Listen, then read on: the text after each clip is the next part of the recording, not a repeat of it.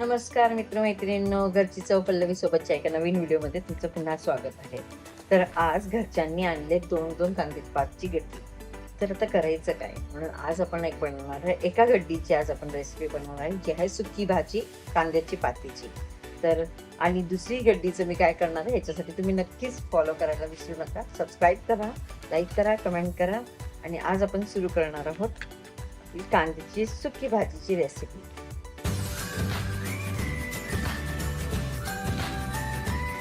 तर आपण प्रथम ह्याला छानपैकी धुवून घेतलेलं आहे आणि आपण वेगळी स्वच्छ करणार आहे. हे जे पिवळेसर पाणी आहे ते काढून घेणार आहे आणि कांद्याची पात छानपैकी निवडून आपण बारीकशी कापून घेणार आहोत. तर त्याच्यासाठी आपण कापून घेणार आहोत. तर अशा पद्धतीने आपण याची मुळं काढून घेतोय आणि त्याचबरोबर कांदे जे आहेत त्याला आपण लांब लांब हे सोलून घेतल्यानंतर आपण कांदे जे आहेत ते आपण लांब असे सोलून घेणार आहोत आणि कापून घेणार आहोत आणि कांद्याची पात आपण अप्रॉक्सिमेटली एवढी अशी कापून घेणार आहोत. आपण कढई तापायला ठेवूया. त्याच्यामध्ये 5 ते 6 चमचे तेल घेऊया. तेल छान तापलेलं आहे. आता त्याच्यामध्ये आपण ॲड करतोय आपला ठेचलेला लसूण. 10 ते 12 पाकळ्या घेतलेल्यात मी लसणाचे आणि याला आपण थोडं ब्राऊन होईपर्यंत भाजणार आहोत. परतून घेऊयात.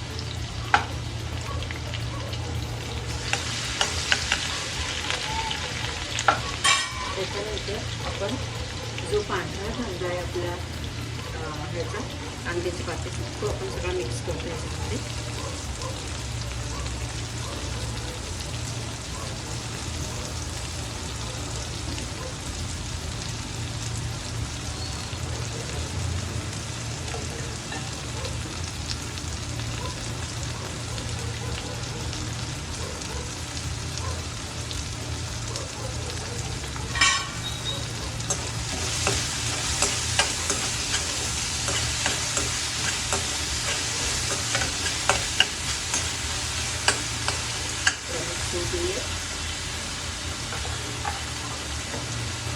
त्याच्यामध्ये आपण ॲड करूया हळद. 1 चमचा हळद,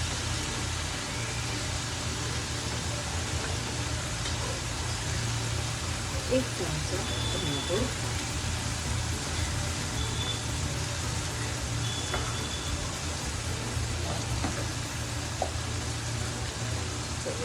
1 मीठ थोडं कमीच घाला, कारण बरेचदा असं होतं की कांद्याची पात थोडीशी खारट होऊ शकते तुमची.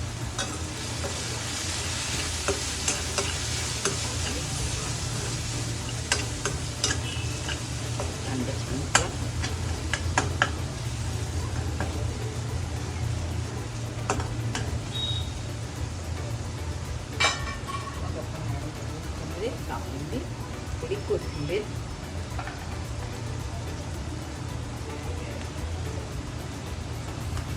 आणि मग आपण आपली कापलेली कांद्याची पात ॲड करूया.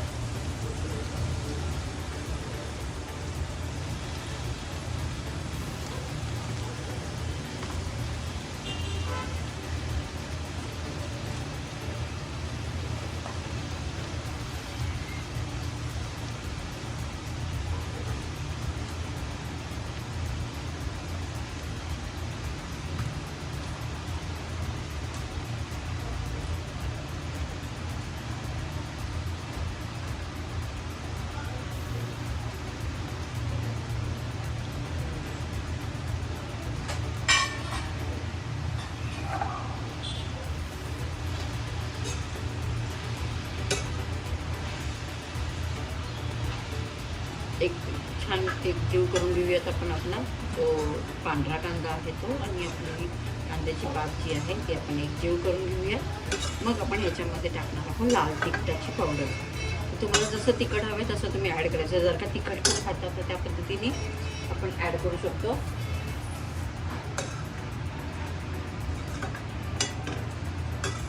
कारण ह्याला कांद्याच्या पातीला आता पाणी सुटणार आहे आणि मग त्याच्यामध्ये आपण बेसनसुद्धा ॲड करणार आहोत. आता पहिला आपण लाल तिखट ॲड करून घेऊया.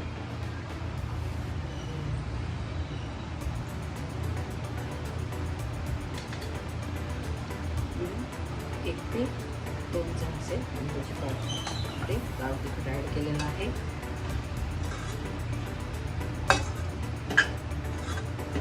आणि आता आपण ह्याला 5 ते 10 मिनिटं आपण झाकून ठेवणार आहे वाफेवर शिजण्यासाठी.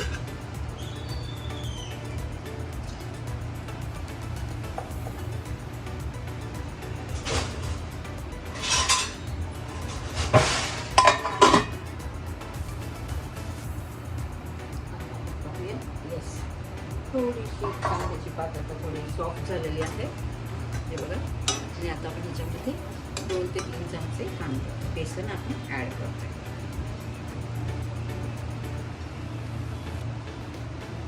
त्याच्यामुळे सुकी शिळीची भाजी एकदम सुंदर आणि उत्कृष्ट बनते.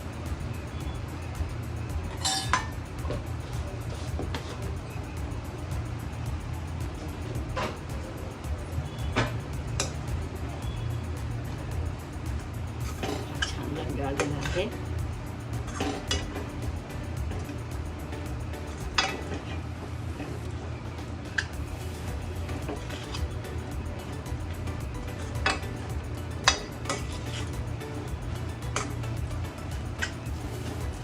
चमच्याला जे असेल ते तुम्ही सुरीने असं करू शकता.